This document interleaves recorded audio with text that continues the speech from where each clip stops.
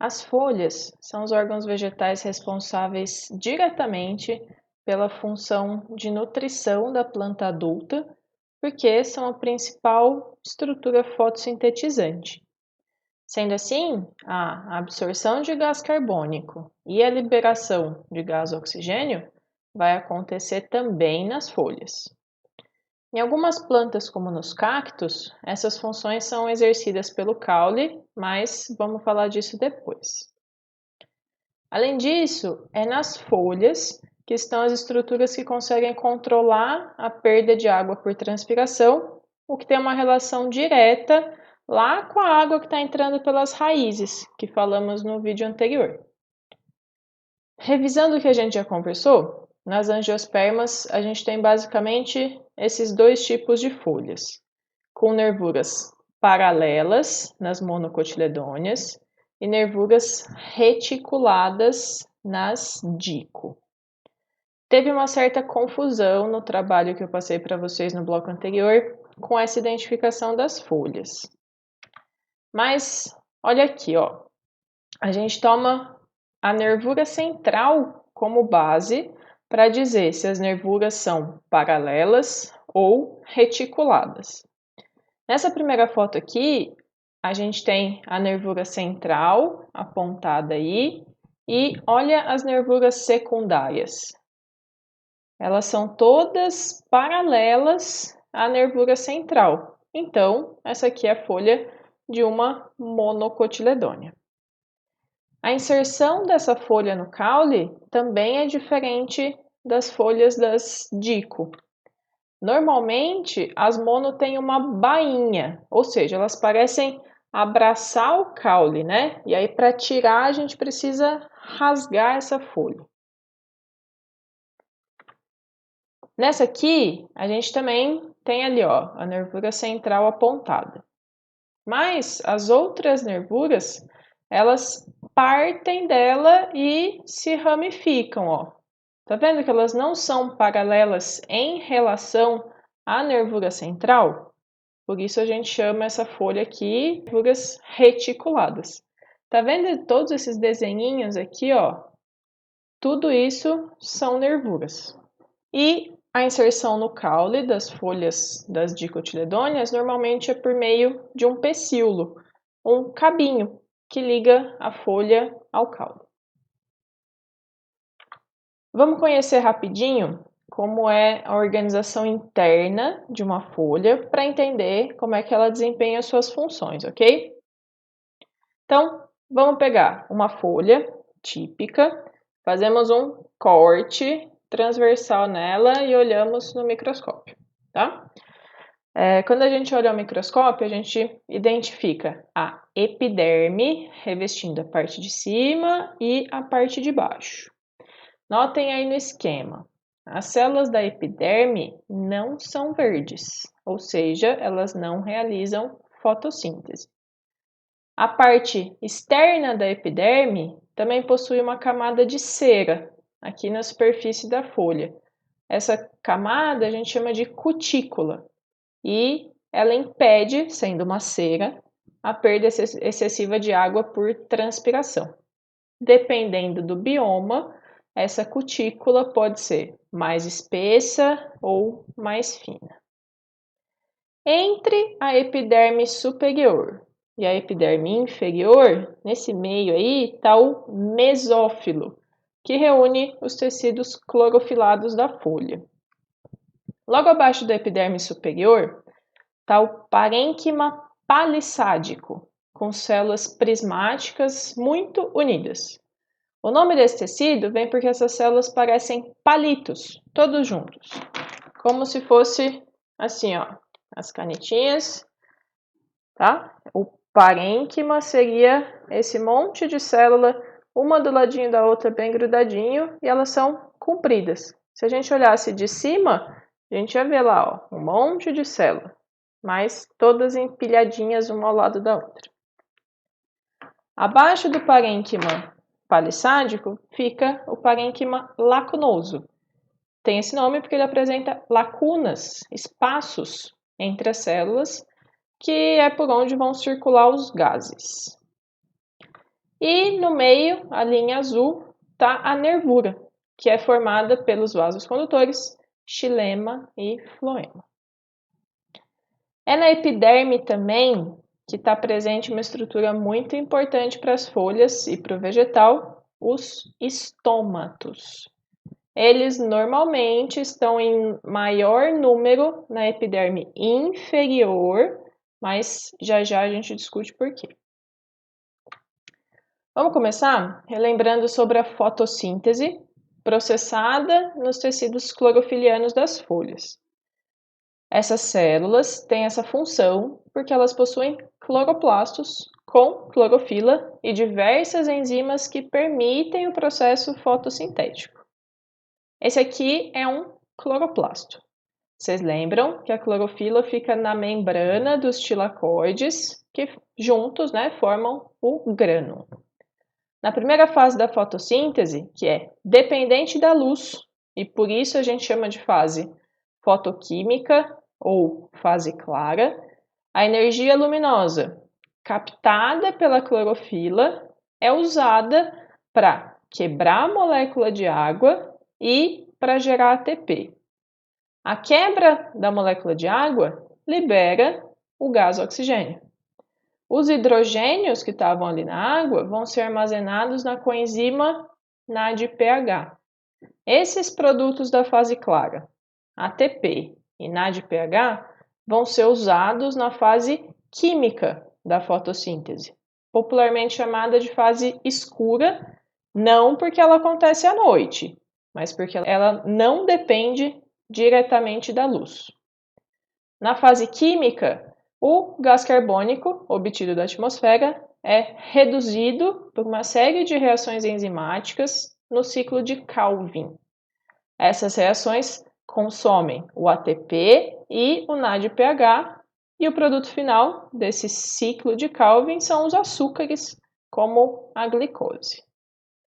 Essa glicose pode ser imediatamente usada pela célula no processo de respiração celular, transportada para outros locais da planta, para as células que não fazem fotossíntese, como as células da raiz, ou ainda ser armazenada na forma de amido, por exemplo, em estruturas subterrâneas, como na mandioca, na batata, na cenoura.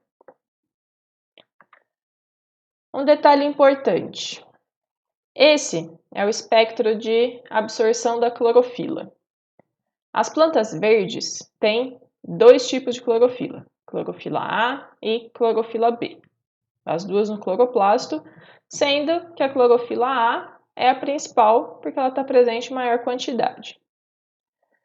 Todo mundo sabe, pelo menos pela capa do disco do Pink Floyd, que a luz branca pode ser decomposta em vários raios monocromáticos por meio de um prisma por conta da velocidade de propagação de cada onda. O que esse gráfico aqui mostra para a gente? Que a clorofila tem picos de absorção na faixa aqui, do comprimento de onda entre o violeta e o azul, de 430 até 460 nanômetros, e um pico menor de absorção também, ali na faixa por volta de 650 nanômetros. Esse gráfico mostra também que aqui, na faixa entre o verde e o amarelo, a absorção de energia pela clorofila é mínima, ou seja, nessa faixa aqui, a clorofila não consegue desempenhar o seu papel. É como se a planta ficasse no escuro. A gente conclui com isso que a cor da luz que uma planta recebe influencia na sua sobrevivência. Vocês nunca podem esquecer que é através da fotossíntese que as plantas conseguem produzir o seu alimento. E que esse alimento, essa glicose, vai ser usada pelas mitocôndrias das células da planta para produzir energia para elas. Se elas não fazem fotossíntese, é igual você ficar sem comer. Suas células estão consumindo glicose e oxigênio, mas você não está repondo se você fica sem comer. Como a questão é produção do alimento, imagina, você tem um mínimo de alimento para consumir todo dia para se manter saudável, não é? Para as plantas é a mesma coisa. Elas têm um mínimo de energia que precisam obter para se manter vivas. Então, elas têm um mínimo de alimento para produzir também. E é isso que a gente pode ver nesse gráfico aqui.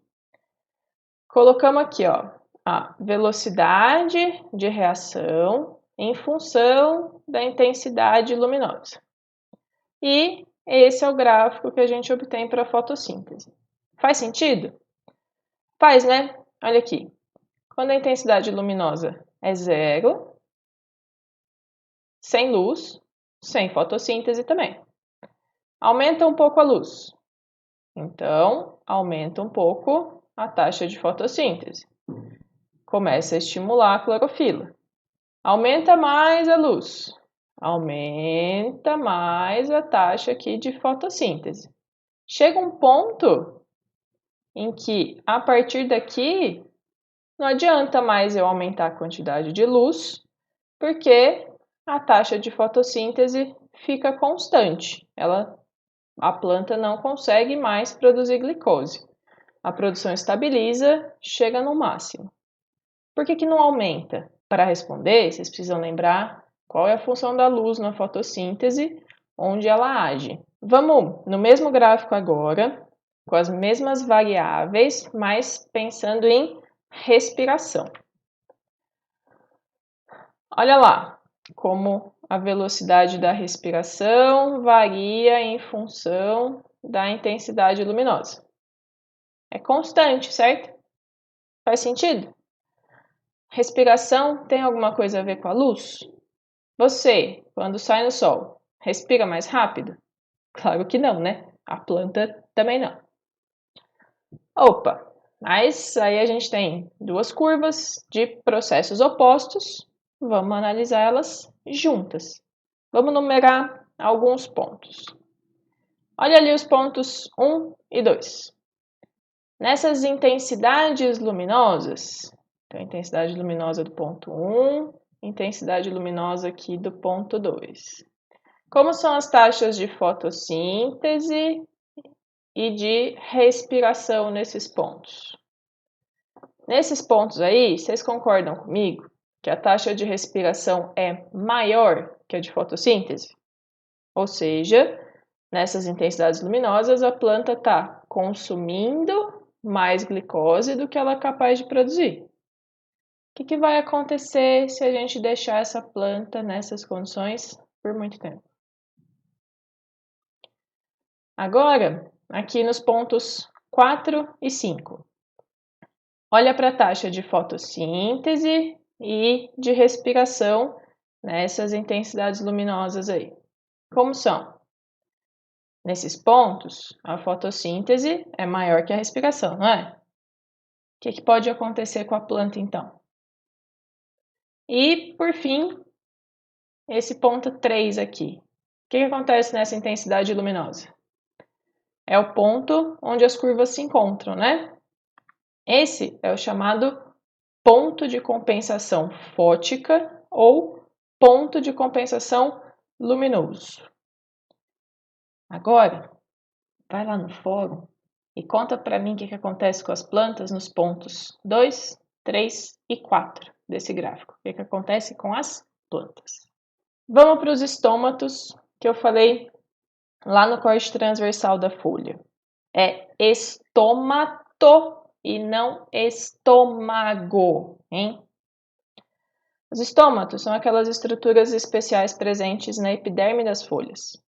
Aqui nessa imagem no microscópio, essas células hexagonais aqui, ó, são as células da epiderme, sem clorofila, igual a gente viu lá atrás. E essa estruturinha aqui, ó, essa aqui é um estômato. Essas duas células que parecem um feijão são chamadas de célula guarda. Tá vendo os pontinhos verdes? são cloroplastos. Então, a célula guarda do estômato faz fotossíntese. Ali no meio tem um espacinho, é o ostíolo. É um poro que vai permitir a troca de substâncias entre o lado de dentro da folha, que é ali atrás do ostíolo, e o lado de fora da folha, aqui, o ar.